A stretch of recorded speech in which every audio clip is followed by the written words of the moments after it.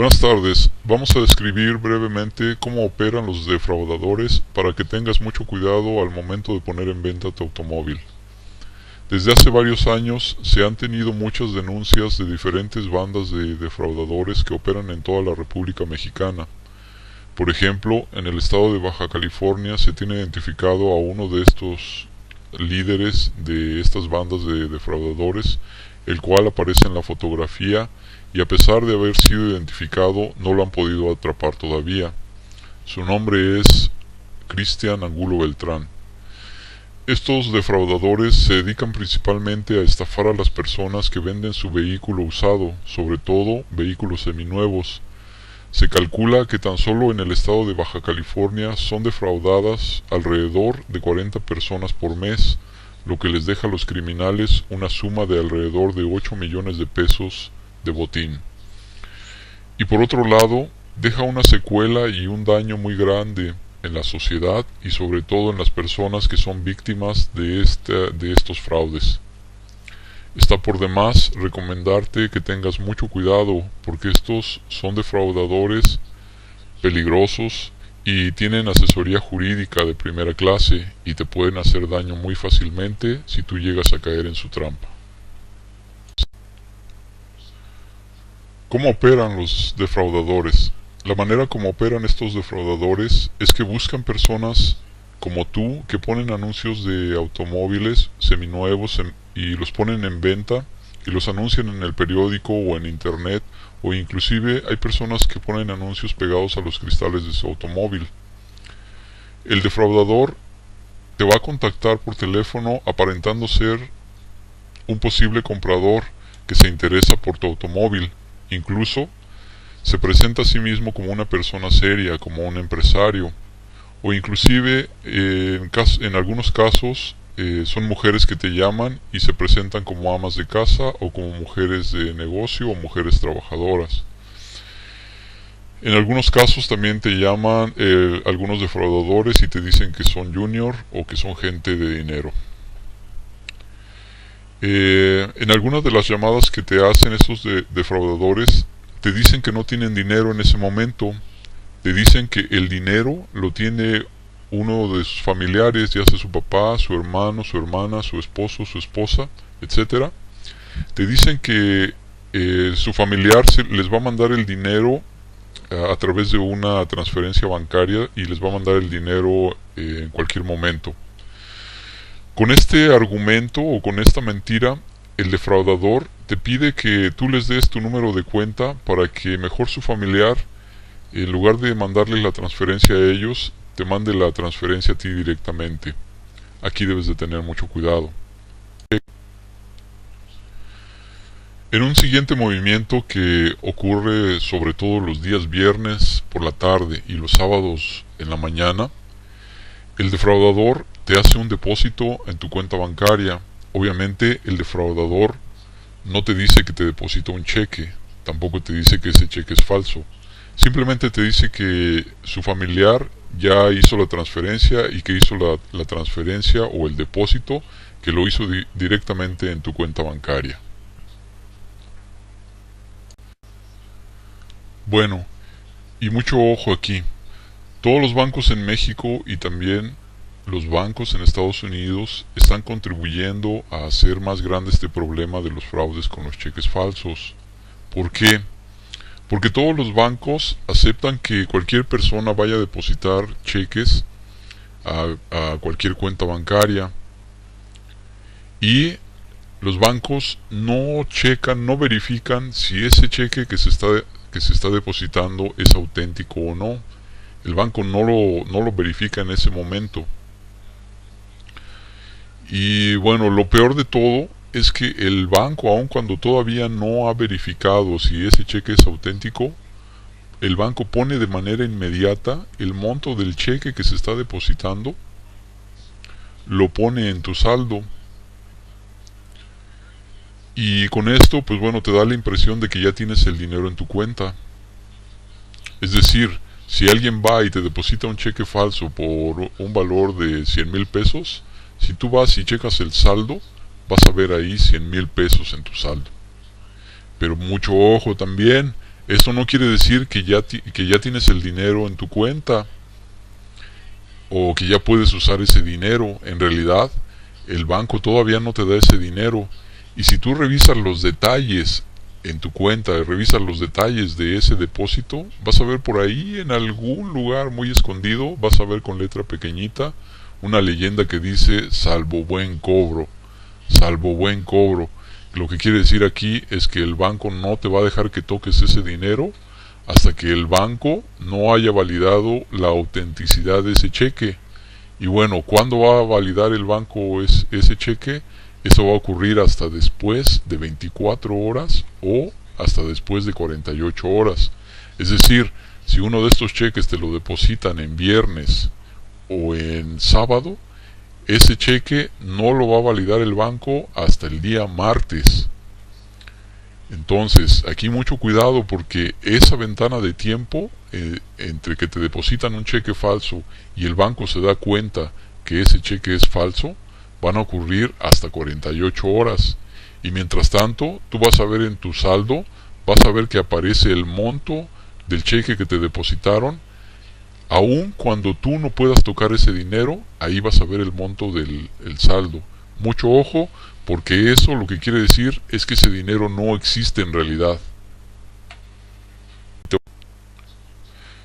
Bueno, unos minutos después de depositar el cheque falso, pues en ese momento tú no sabes que te depositaron un cheque y mucho menos sabes que es falso, ¿no? Porque ese cheque lo depositan a espaldas tuyas, lo depositan a escondidas tuyas. El defraudador te va a llamar y te va a decir que su familiar ya te depositó el dinero en tu cuenta y te va a decir que a qué hora pasa a recoger el vehículo. Bueno, obviamente el defraudador sabe que si tú te das cuenta que te depositaron un cheque, pues ni siquiera vas a querer entregar el vehículo. Entonces el defraudador va a tener mucho cuidado en no decirte que te depositaron un cheque y obviamente no te va a decir que el cheque es falso, ¿verdad? Si tú no tienes cuidado y no revisas el detalle del depósito, solo vas a ver en tu saldo, en el saldo de tu cuenta, vas a ver el monto y si vas a pensar que pues que todo está bien, ¿no? Porque vas a ver ahí un monto de una cantidad muy grande y vas a pensar que te depositaron el dinero en efectivo.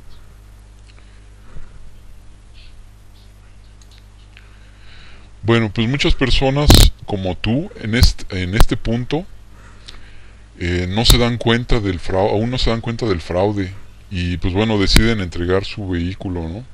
Sobre todo porque ya ven el dinero en su cuenta bancaria, ya ven o aparentemente ven el dinero en su cuenta bancaria. Bueno, si en este punto tú ya caíste en la trampa, pues el defraudador viene y se lleva tu automóvil junto con las llaves y los documentos que tú mismo le vas a entregar al defraudador. Van a pasar lo que te comentaba, 24 horas o 48 horas, y va a ser cuando te vas a dar cuenta que aquí te hicieron un fraude. En ese momento, o sea, 48 horas después, el banco va a quitar el monto del supuesto depósito, el banco lo va a quitar de tu saldo, porque el banco en ese momento va a detectar que ese cheque es falso. Y obviamente el banco pues quita ese dinero sin avisarte. Lo que estamos diciendo aquí es que en realidad ese dinero nunca existió en tu cuenta. Y bueno, si tú vas al banco y pretendes reclamar algo, el banco no se va a hacer responsable. El banco te va a decir que pues bueno, todas las personas ya saben que tienen que transcurrir las famosas 24 horas o 48 para que ellos validen los cheques. Bueno, ya si ya te defraudaron y si tú no te asesoras bien con un abogado y acudes tú solo a la fiscalía de la Procuraduría o lo que antes era el Ministerio Público y tú pretendes poner una denuncia por robo de automóvil, pues te vas a llevar la sorpresa de que la fiscalía no te va a querer levantar una denuncia por robo. La fiscalía únicamente te va a levantar una denuncia por fraude, que es prácticamente como si no te levantaran nada, o peor aún que si te levantaran una denuncia. Con una denuncia de fraude, tu automóvil nunca va a ser boletinado como robado, es decir, nunca va a aparecer como robado en la página del Repube. A su vez, la policía no lo va a buscar porque es un vehículo que no está robado. Y pues ya en ese momento prácticamente ya quiere decir que no vas a recuperar tu automóvil. Y pues bueno, por el lado del ratero, por el lado del defraudador, como no hay ningún reporte de robo, el defraudador va a poder vender tu automóvil tranquilamente, un automóvil que a él no le costó ni un solo centavo, él lo va a poder vender. Si tu auto vale 200,000 pesos, el ratero consiguió 200,000 pesos de a gratis. Y bueno, por otro lado, si si tú tienes asegurado el auto y vas a la aseguradora y la aseguradora, bueno, te va a decir, pues tráigame su denuncia. Si la aseguradora ve que tu denuncia es por fraude, la aseguradora no te va a pagar el automóvil, porque la aseguradora te va a decir que necesita que tu denuncia diga robo. Si no dice robo, no te va a pagar ni un centavo. Por eso es muy importante que antes de acudir a la fiscalía a levantar tu denuncia, primero te asesores con un abogado y le preguntes las opciones. El abogado te tiene que decir qué información puedes omitir al momento de la denuncia, de tal manera que se pueda levantar un reporte de robo. Por ejemplo, yo supe de un caso de una persona que le hicieron este fraude, y esa persona lo que dijo es, lo que le dijo a la fiscalía es, bueno, vinieron a recoger el automóvil, me dijeron que me iban a traer el dinero, y en el momento de hacer la negociación, pues bueno, estas personas me enseñaron una pistola y me arrebataron las llaves, el vehículo, y me amenazaron para que firmara el documento. Y obviamente tú vas a omitir decir que te dieron un cheque, porque si llegan a atrapar al ratero, en primera es tu palabra contra la de él, y en segunda, el ratero no se va a atrever a mencionar el tema de los dichosos cheques porque sabe que lleva las de perder.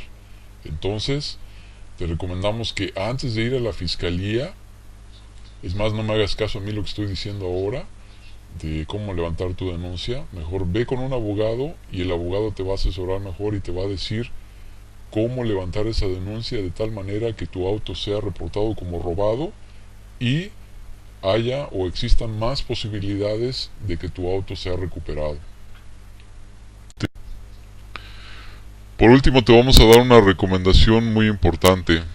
Cuando hagas tratos de compra-venta de automóviles usados, el trato siempre se debe hacer en efectivo. Y la razón principal es que tú estás tratando con una persona que no conoces. Esa persona te puede estar engañando y a lo mejor puede aparentar ser una persona común. Pero si esta persona te llega a hacer un fraude, si te engaña, tú no vas a tener manera de localizarlo. Entonces, si quieres estar tranquilo, mejor todas las negociaciones de compra-venta de autos usados solamente en efectivo. Si la persona que viene supuestamente a comprarte el automóvil te dice que no tiene el dinero en ese momento o te inventa cualquier otro pretexto para no darte el dinero en efectivo, para no darte los billetes en la mano, quiere decir que está intentando hacerte un fraude. Entonces ten mucho cuidado y no aceptes pagos de ningún tipo que no sean en efectivo.